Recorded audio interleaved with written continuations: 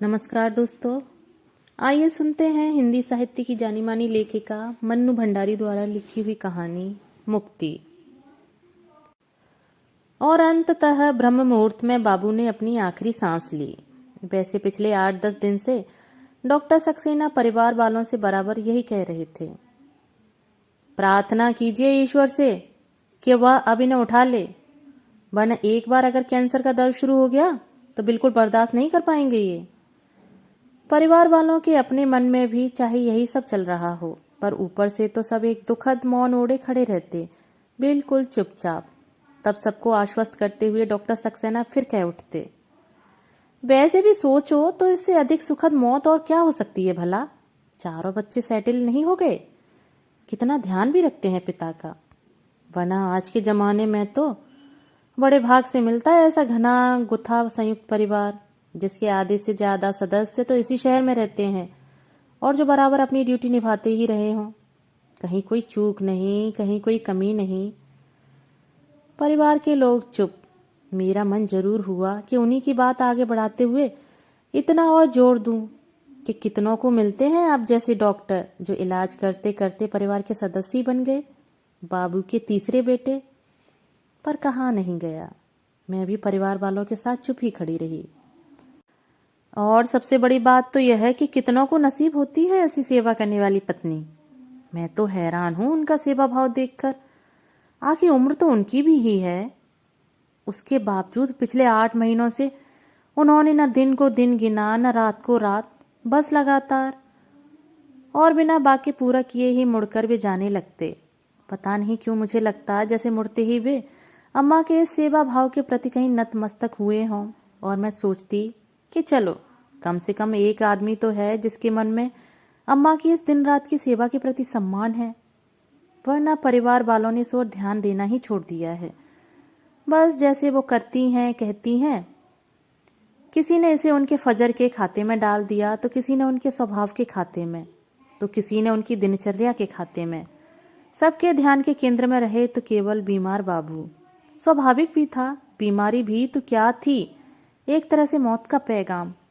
हाँ, मुझे जरूर यह चिंता सताती रहती थी कि बिना समय पर खाए, बिना पूरी नींद सोए, बिना थोड़ा सा आराम किए जिस तरह अम्मा रात दिन लगी रहती हैं तो कहीं वे भी बीमार न पड़ जाएं, वरना कौन देखभाल कर सकेगा बाबू की इस तरह। बाबू दिन दिन भर एक खास तेल से छाती की मालिश करवाते थे और रात रात भर पैर दबाते थे। मैं सोचती कि बाबू को क्या एक बार भी ख्याल नहीं आता कि अम्मा भी तो थक जाती होंगी, रात में उन्हें भी तो नींद की जरूरत होती होगी, या दिन में समय पर खाने की। पर नहीं, बाबू को इस सब का शायद कभी ख्याल ही नहीं आता था। उनके लिए तो अपनी बीमारी और अपनी तीमारदारी ही सबसे महत्वपूर्ण थी, और इस हालत में अम्मा से सेवा करवाना भी अपना अधिकार समझते थे, और इसी तरह सेवा करना अम्मा का फर्ज। कई बार अम्मा को थोड़ी सी राहत देने के इरादे से मैं ही कहती कि बाबू लाइए मैं मालिश कर देती हूँ, 4 बज रहे हैं, अम्मा खाना खाने चली जाएं। तो बाबू मेरा हाथ झटक कर कहते, रहने दे, नहीं करवानी मुझे मालिश। और इस उत्तर के साथ ही उनके ललाट पर पड़ी सलवटों को देखकर न फिर अम्मा के हाथ रुकते न पैर उठते। उसके बाद तो मैंने भी यह कहना छोड़ ही दिया। 3 महीने पहले बाबू को जब नर्सिंग होम में शिफ्ट किया तो जरूर मैंने थोड़ी राहत की सांस ली। सोचा अब तो उनकी देखभाल का थोड़ा बोझ नर्स भी उठाया करेंगी, अम्मा को थोड़ी राहत तो मिलेगी।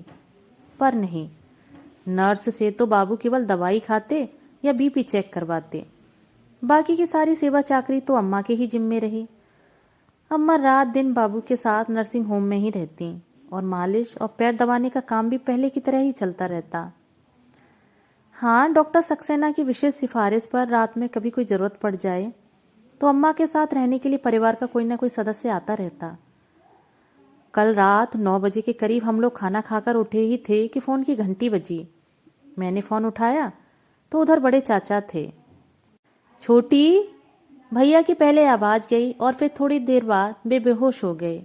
डॉक्टर सक्सेना को बुलाया, उन्होंने आकर अच्छी तरह देखा और फिर कमरे से बाहर आकर इतना ही कहा, बस समझिए कुछ घंटे की ही और बात है, आप फोन करके बच्चों को बुला लीजिए।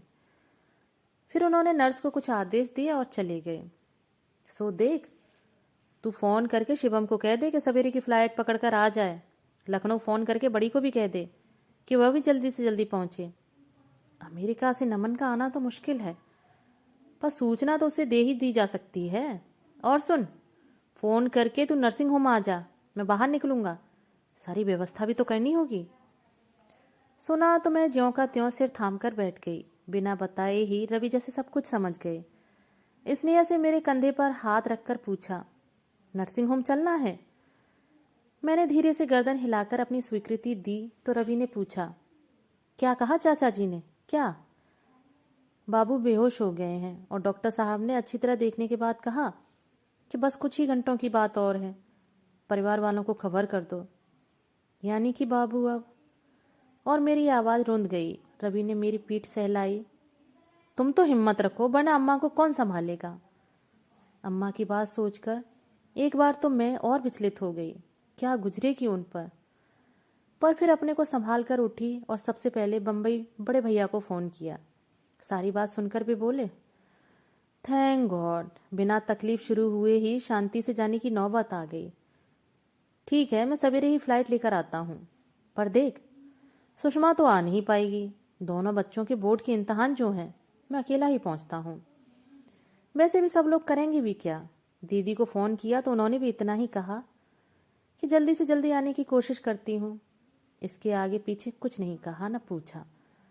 बाबू तो खैर जा ही रहे हैं, अम्मा के बारे में ही कुछ पूछ लेते, पर नहीं, लगा जैसे रस्म अदायगी के लिए आना है, सो आ रहे हैं। हैरान सी मैं गाड़ी में बैठी तो रवि से कहे बिना न रहा गया, रवि, भैया और दीदी की आवाज़ का ऐसा ठंडापन, जैसे सब इस सूचना की प्रतीक्षा ही कर रहे थे, किसी को कोई सदमा ही न लगा। ऐसा क्यों सोचती हो? याद नहीं कैसा सदमा लगा था उस दिन जब पहली बार डॉक्टर से कैंसर की रिपोर्ट मिली थी।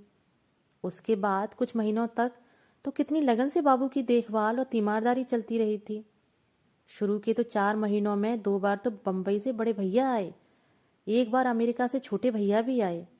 उन्होंने तो बीमारी का सारा खर्च उठाने का जिम्मा भी लिया, वरना आज बाबू के नर्सिंग होम का खर्चा उठा पाते। फिर यहाँ रहने वाले परिवार के दूसरे लोग भी तो रोज हाजिरी बजाते ही रहे हैं। हाँ, समय के साथ साथ जरूर सब कुछ थोड़ा कम होता चला गया, जो बहुत स्वाभाविक भी था। मैंने सोचा, ठीक ही तो कह रहे हैं रवि, दूसरों की क्या कहूँ, मैं खुद अब कहाँ पहले की तरह 4-4, 5-5 घंटे आकर बाबू के पास बैठती रही हूँ। इधर तो 2-2 दिन छोड़कर भी आने लगी थी। शायद यही जीवन की नंगी सच्चाई है कि जैसे जैसे बीमारी लंबी खिंचती चलती है, फर्ज के तौर पर ऊपर से भले ही सब कुछ जैसे तैसे घिसटता रहे, पर मन की किसी अनाम परत पर उस अघट के घटने की प्रतीक्षा भी चलती रहती है। शायद इसीलिए मौत की इस सूचना ने सदमा नहीं, राहत ही पहुंचाई सबको।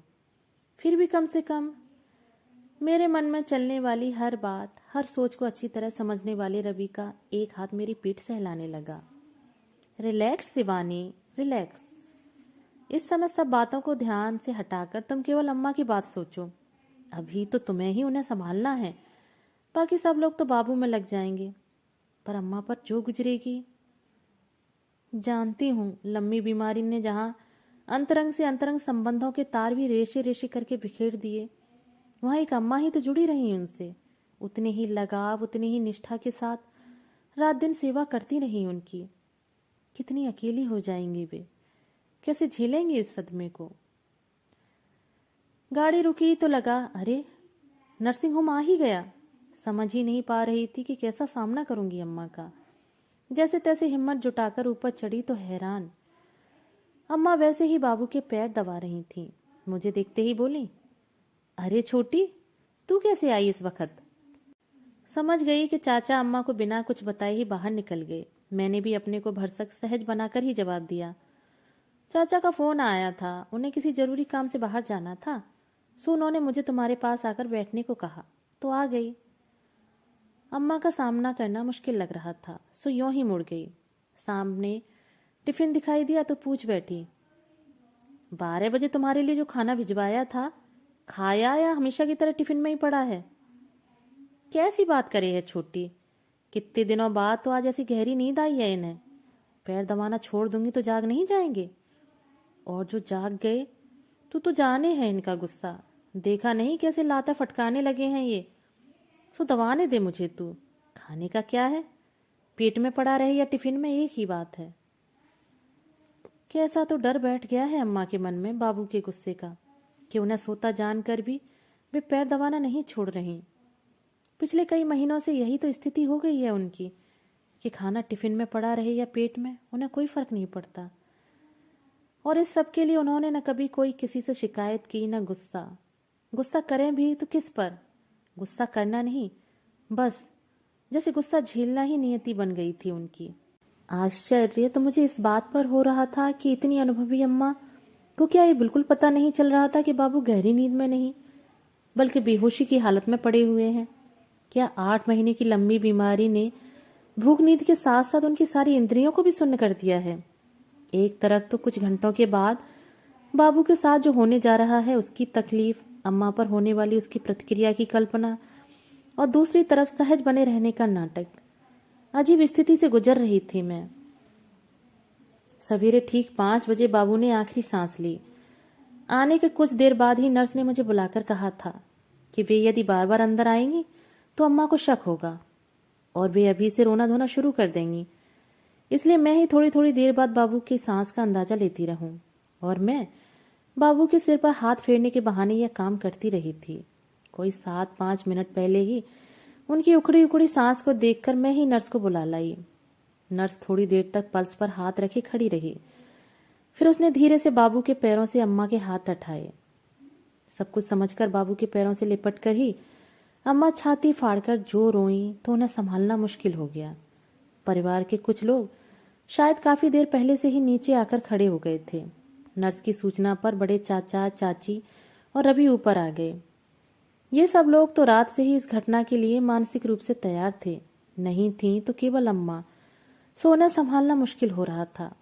चाची ने आंसुवाई आंखों से अम्मा की पीठ सहलाते हुए कहा, धीरज रखो भाभी, धीरज रखो। पर अम्मा ऐसी ही रहीं और रोते रोते फिर जो चुप हुई तो ऐसी चुप मानो अब उनमें रोने की ताकत भी न बची हो। हथेलियों में चेहरा ढांपे वे बापू के पैंताने जस की तस बैठी रहीं। थोड़ी देर बाद नर्स के इशारे पर चाची, रवि और मैंने उन्हें उठाया तो उठना तो दूर, उनसे हिला तक नहीं गया। मैं हैरान, अभी कुछ देर पहले ही जो अम्मा पूरे दमखम के साथ बाबू के पैर दबा रही थी उनसे अब हिला तक नहीं जा रहा था।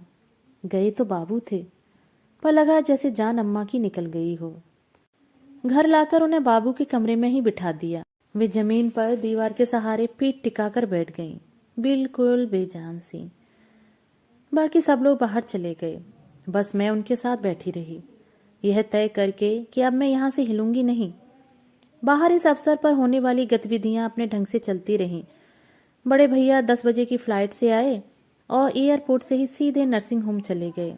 दोनों चाचियां घर की व्यवस्था करने में लगी रहीं। 11:30 बजे के करीब दोनों चाचा, भैया और रवि बाबू के शव के साथ घर आए, जहां परिवार के लोग पहले से ही इकट्ठा हो गए थे। शव देखकर एक बार जरूर सब फूट पड़े। फिर शुरू हुए यहाँ होने वाले रस्म रिवाज। पंडित जी जाने कौन कौन से श्लोक बोलते पढ़ते रहे और साथ ही साथ कुछ करते भी रहे। फिर बाबू के पैर छूने का सिलसिला शुरू हुआ, जो सबसे पहले अम्मा, दोनों चाची और मैं किसी तरह पकड़कर अम्मा को बाहर लाए। हाथ जोड़कर अम्मा ने बाबू के पैरों में जो सिर टिकाया तो फिर उनसे उठा ही न गया। हम ही लोगों ने किसी तरह उन्हें उठाकर वापस कमरे में ला बिठाया और मैं पैर छूने की रस्म के लिए बाहर निकल गई। लौटी तो देखा अम्मा उसी तरह दीवार में पीठ टिकाए बैठी हैं और उनकी आंखों से आंसू टपक रहे हैं। अम्मा के बगल में बैठकर उनकी पीठ सहलाते हुए मैं सोचने लगी, कैसी विडंबना है। आज अम्मा जिन बाबू के लिए रो रही हैं, कैसी जिंदगी जी है अम्मा ने उनके साथ। बाबू की हर जरूरत, उनकी छोटी से छोटी इच्छा को भी पूरा करने के लिए सदैव तत्पर। जरा सी चूक होने पर उनके क्रोध के भय से थर थर कांपती अम्मा के जाने कितने दृश्य मेरी आंखों के आगे गुजर गए और मैं रो पड़ी। पर इस समय यह रोना बाबू के लिए नहीं, अम्मा के लिए था। मेरा मन हो रहा था कि अम्मा किसी तरह थोड़ी देर सो लें, पर अम्मा तो लेटने तक को तैयार नहीं थी। शाम 5 बजे के करीब सब लोग लौटे, नहाना धोना हुआ, तब बड़े भैया अम्मा के पास आकर बैठे। सबसे पहले उन्होंने हाथ जोड़कर ऐसी शांत मृत्यु के लिए ईश्वर को धन्यवाद दिया। फिर अम्मा की पीठ सहलाते हुए आश्वासन में लिपटे सांत्वना के कुछ शब्द बिखेरे। फिर हिम्मत और धीरज रखने के लिए आदेश देते रहे। वे और भी जाने क्या कुछ बोलते रहे, पर अम्मा बिल्कुल चुप। उनसे तो जैसे अब न रोया जा रहा है न कुछ बोला जा रहा है। देर शाम की गाड़ी से दीदी आई और जोर जोर से रोते हुए अम्मा के कमरे में घुसी। हाय अम्मा, मैं तो बाबू के दर्शन भी न कर सकी।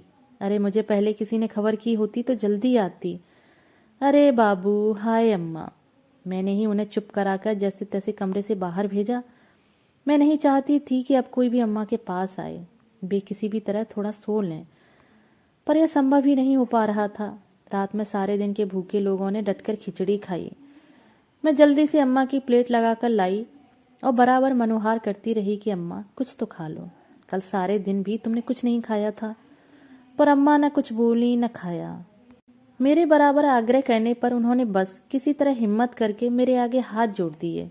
उनके इस नकार के आगे तो फिर मुझसे न कुछ कहते बना न खाते। दूसरे दिन सवेरे 10 बजे के करीब मातम पुरसी का सिलसिला शुरू हुआ। पुरुष लोग बाहर बैठे रहे थे तो स्त्रियां भीतर के कमरे में। सारी औरतें एक तरफ और दूसरी ओर घूंघट काढ़े घुटनों में सिर टिकाए अकेली अम्मा। औरतों में शुरू में थोड़ा रोना गाना चलता और फिर इधर उधर की बातें। कोई बाबू की लंबी बीमारी की बात करता तो कोई उनकी हिम्मत की तो कोई उनके धीरज की। नौकर के इशारे पर मैं आने वालों के लिए पानी की व्यवस्था करने रसोई में चली गई। पानी की ट्रे लेकर बाहर गई तो हर आने वाला परिवार वालों को सांत्वना देते हुए जैसे यही कहता, अरे भाई, यह उनकी मृत्यु नहीं, समझो उनकी मुक्ति हुई। बड़े भागवान थे जो ऐसी जानलेवा बीमारी के बाद भी ऐसे शांति से चले गए। यह तो उनके पुण्यों का ही प्रताप था कि ऐसे शुभ मुहूर्त में प्राण त्यागे। कितनों को मिलती है ऐसी मौत। तुम्हें तो संतोष करना चाहिए कि नहीं कोई तकलीफ पाई न दर्द झेला, बस इसी जी के जंजाल से मुक्त हो गए। हे परमात्मा, उनकी आत्मा को शांति देना। खाली गिलासों की ट्रे लेकर मैं फिर रसोई में आई तो बाहर से हड़बड़ाती हुई दीदी आई। छोटी, अम्मा क्या वहां बैठी बैठी सो रही हैं? ये तो गनीमत थी कि मैं उनके पास थोड़ी देर बैठी, सो मैंने उनके हल्के हल्के खर्राटों की आवाज सुन ली। पता नहीं किसी और ने भी सुना होगा तो क्या सोचा होगा। उस समय तो मैंने जरा पास सरक कर उन्हें जगा दिया, पर उनसे तो जैसे नींद के मारे बैठा भी नहीं जा रहा है। तू चलकर बैठ उनके पास और संभाल, वरना फिर कहीं। अम्मा सो रही हैं? मैंने तुरंत ट्रे रखी और कमरे में आई। वहीं बैठी छोटी भाभी को इशारे से बुलाया और उनकी मदद से पास वाले कमरे में लाकर उन्हें पलंग पर सुला दिया और धीरे धीरे उनका सिर थपकने लगी। देखते ही देखते वे सचमुच सो गईं। शायद एक गहरी नींद में थोड़ी ही देर में फिर दीदी आई और यह दृश्य देखकर हैरान भन्नाकर बोली, ये क्या? तूने तो इन्हें यहां लाकर सुला दिया और ये सो भी गईं। हद है भाई, बाहर तो औरतें इनके मातम में शिरकत करने आई हैं और ये यहां मजे से सो रही हैं। कल बाबू गुजरे और आज ये ऐसी। दीदी, मैंने उन्हें वाक्य भी पूरा नहीं करने दिया। आप नहीं जानती पर मैं जानती हूं। देखा है मैंने कि इन 8 महीनों में कितने बिन खाए दिन और अनसोई रातें गुजारी हैं अम्मा ने। आप तो खैर लखनऊ में बैठी थी, पर जो यहां रहते थे, जिन्होंने देखा है यह सब, उन्होंने भी कभी ध्यान दिया अम्मा पर? और तो और रात दिन जिन बाबू की सेवा में लगी रहती थी, उन्होंने भी कभी सोचा कि आखिर कभी थकती भी हैं कि नहीं? नहीं, बस जरा सी चूक होने पर कितना गुस्साते थे अम्मा पर कि वह थरथरा जाती थी। दीदी समझ लीजिए, आपके इन 8 महीनों में पूरी तरह निचुड़ गई हैं अम्मा। आज न उनमें बैठने की हिम्मत है न रोने की। परिवार की सारी औरतें तो बैठी हैं बाहर, आप भी जाकर वहीं बैठिए। कह दीजिए उनसे कि अम्मा की तबीयत खराब है, वे बैठने की हालत में नहीं है। मेरी बात, मेरे तेवर देखने के बाद दीदी से फिर कुछ कहते नहीं बना, बस इतना ही कहा, हम तो बैठ ही जाएंगे पर। और वे निकल गईं। मैंने उठकर दरवाजा बंद कर दिया और दूसरी ओर की खिड़की खोल दी जो बाहर की ओर खुलती थी। खिड़की खोलते ही बाहर से आवाज आई, यह दुख की नहीं तसल्ली की बात है। बेटा, याद नहीं डॉक्टर साहब ने क्या कहा था। भगवान ने आखिर इन्हें समय से मुक्त कर ही दिया। मैंने घूमकर अम्मा की ओर देखा कि इन आवाजों से कहीं वे जग न जाएं, पर नहीं, वे उतनी ही गहरी नींद में सो रही थीं, एकदम निश्चिंत। दोस्तों अभी आप सुन रहे थे मन्नू भंडारी द्वारा लिखी हुई एक कहानी मुक्ति। मिलते हैं एक और नई कहानी के साथ। धन्यवाद।